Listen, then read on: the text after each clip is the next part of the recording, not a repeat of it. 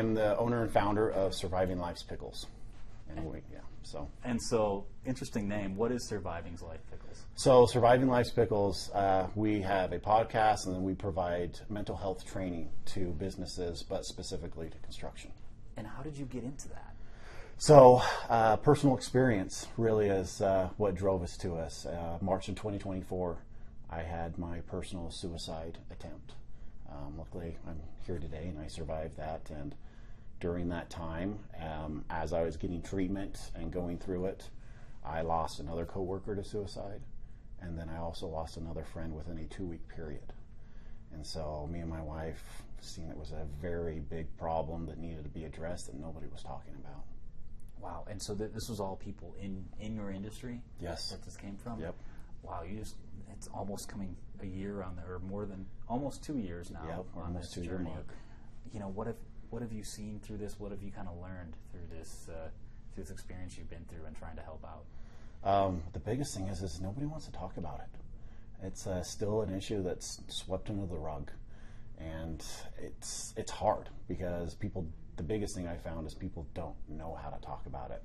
I don't think it's that they don't want to, it's they don't know. And so when they don't know, we just try to avoid them. And in the construction industry, it's always been the tough it out mentality. And the, hey, leave it at the gate, do your job, pick up your personal problems on the way out.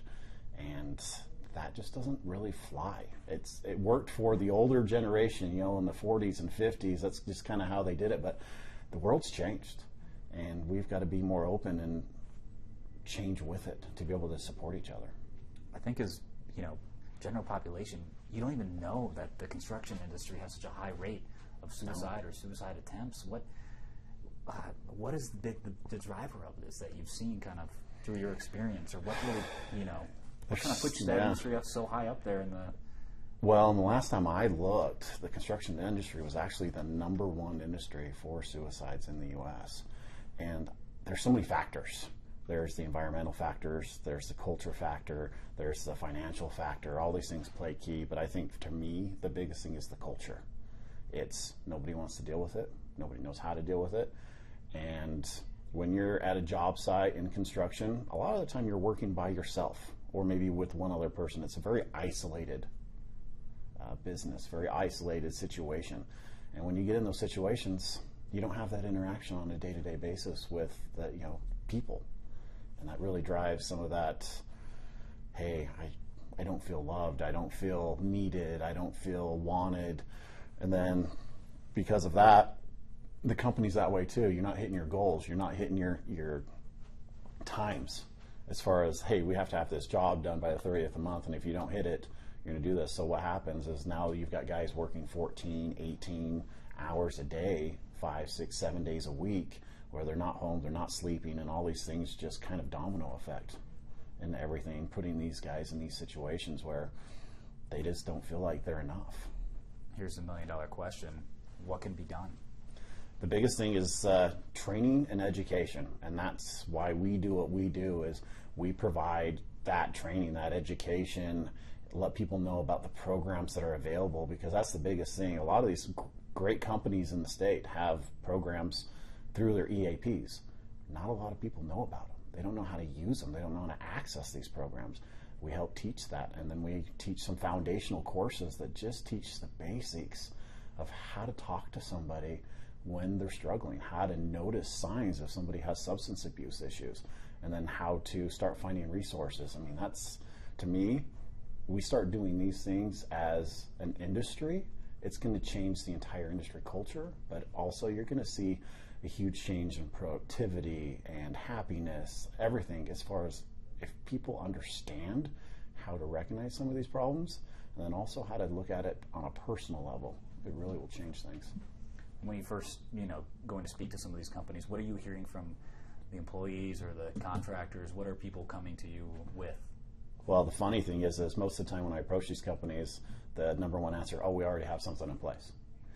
And then I have that follow-up question. Okay, well, let's talk about what do you have in place. I'm like, oh, well, we have 10 free therapy sessions over the phone through our insurance, and that's it.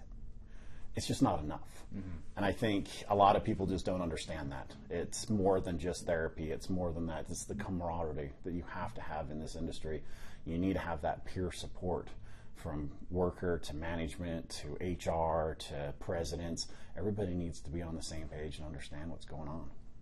And are a lot of the people approaching you saying, hey, I'm experiencing some of these problems, or I'm seeing some of these warning signs a little bit? Yeah, and as we start talking about this, and as I've been more public and started telling my story of my vulnerability of talking about it, people are coming out of the woodworks. Guess what? I've struggled with this. Hey, I went through a divorce. I'm really struggling. I mean, all these life problems come up, and they don't know who to talk to or who to go. And so I've had so many people just come to me and ask, how can I deal with this? What options do I have? And with your story, how long were you in construction before everything kind of built up for you? So I've been in the construction, manufacturing, industrial world my entire career. So I've kind of bounced around a little bit on different sides of the industry, but I've been in it my entire career, and my grandpa was a general contractor, so it's been a part of my life almost the whole time. So it goes in the lifeblood. You're still doing it now with the podcast, kind of? I am, yep. So we do our training business and our podcast, but I am still selling heavy equipment parts as well. So I'm still on the front lines every day, and that actually helps because I get to talk about this on a regular basis with all these guys at these job sites, and that is helping bring some of the stigma down, bringing more awareness, and people are starting to ask questions. What are the warning signs? I mean, what should people be on the lookout for? What are you seeing from that perspective? Well, the biggest thing that I tell everybody is there's kind of two sides of it, and it's paying attention to how a person acts. What is a certain person's normal behavior? Everybody says, okay, I've got this happy person I work with. He shows up on time every day, or he's 5 minutes early. He's always bringing treats to everybody. He's just a happy guy on the job site, and all of a sudden he shows up and he's just not happy. Or, she comes in and she's just not as talkative. And you start seeing those signs of a person decreasing, becoming more sad or depressed, not as productive. Maybe they start showing up late. Maybe their absenteeism starts increasing. That's a big one. But the opposite side is the one a lot of people don't think about, is when you get the person who is the grumpy guy on the job site all the time, and all of a sudden he becomes in and he's the happiest guy there. That's actually more prevalent to be noticing than the opposite, because if somebody that is sad or grumpy or kind of that way all the time and they start coming in happy, that means they've made some very different life choices, and most of the time that leads to a situation that is not going to be good for them or their family. And so I tell everybody, you got to look at both sides. Just look at what's normal for that person, and if their normal behavior starts changing, that is when you need to start being worried, and that's when you need to just ask them some very blunt, honest questions about how they're feeling and what's going on in their life. And then when you see those warning signs, what should someone do? How should they have that difficult conversation? Again, it's making sure you're okay in that situation to have that conversation. If you don't feel comfortable doing it, then you need to get somebody else to kind of help you with that conversation, because the last thing you want to do is have two people that are not in a good spot have a conversation about not being in a good spot. That's always catastrophic when that happens. So you want to be able to make sure you're in a good spot, but it is really just asking the questions, are you okay? And if you get the general, I'm good or I'm fine answer, you ask, are you really? And tell me what's going on in your life. You have to just be ready to ask that hard question. And again, if you're not ready to, or you're not in a spot personally, find somebody that works with you that is. Have that support team. What do you think would have helped you, or we wish somebody would have asked you leading up to, March of 2024? I wish people just kind of would have noticed. I mean, all the classic, typical warning signs that we teach about in our suicide prevention classes, I had every single one of them. And I just wish people would have asked, or people would have checked in. And when they noticed my work was not as good as it was a few months before, or they noticed that, hey, guess what, he's showing up late, or he's leaving early, some of these early signs, ask me why. Or ask me, hey, what can we do to fix it, or what's going on, instead of, guess what, we're going to do this because this is happening. That's the biggest thing, is just be there to support them. I mean, really be that human that cares about somebody else. I think that's the biggest thing. If I would have had more people reach out or be willing to kind of step out of their comfort zone to check on me, I think the situation would have been different, and it would have been very different for the friends and coworkers I lost. Is it tough to be vulnerable like that on a job site or with what you do, or do you feel like now that you've done it, initially probably tough at first? Or? It was really hard. I struggled with talking about it for quite a while. It took me I mean, that happened in March 2024, and I really didn't start talking about it until this year. And it was, January at 25 was when I decided, hey, we need to start talking about this openly. And that's when we started our show, and that's when I started meeting with companies and saying, hey, this is real, and this is what's going on. It was hard. Is that the battery on that thing? As long as yours is working, that's what matters. But it's still hard some days, but it's getting easier because I know it's helping people, and I've seen what it's doing when I'm vulnerable, and I've seen how it is encouraging other people to be the same way. And it's hard, and I'll tell anybody who's struggling, it's one of the hardest things to do is to go ask for help. It doesn't matter if you're dealing with substance abuse or depression or financial issues.